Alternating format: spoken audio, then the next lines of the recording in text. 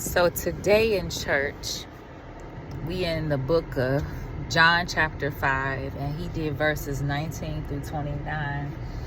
And I thank God for my pastor, Reverend Trent, because, and at the same time, I've been watching some sermons by Pastor Philip at 2819 Church. And they talking about end times. And one of my biggest regrets, even now as I'm talking to y'all, is losing my sensitivity for eternity.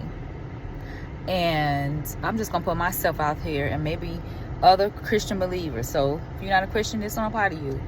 But having a sensitivity for eternity, meaning that I am guilty of being very caught up in today, caught up in the things of this life, and it's so very hard to break being consumed from that. So I'm not making an excuse, and I'm thankful that the Heavenly Father knows this. He knows this in general. He knows it's about me, but I don't want to make an excuse for it now that I'm being awakened, and I'm being poked and prodded by these sermons. It's not just, oh, I listened to a sermon, I done my thing. It's like, how does this apply to me, and what does this mean? And so being sensitive to know that earth is not all there is. This little vapor of life that we have, it's gonna go by.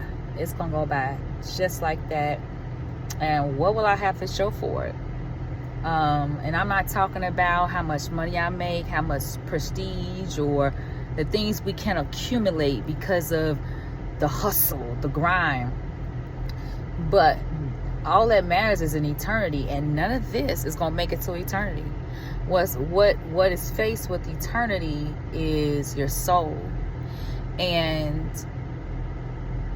am I concerned about my soul? Am I concerned about other souls?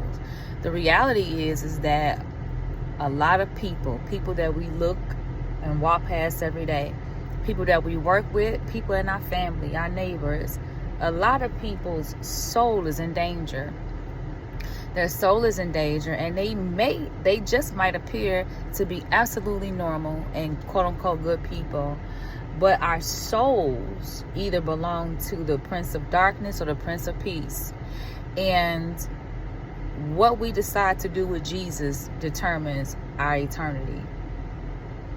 So I guess what I'm saying is the gospel. Do we even care about the gospel like that? Those are the questions that I reckon and wrestle with, and I hope that you will too. So bye, y'all.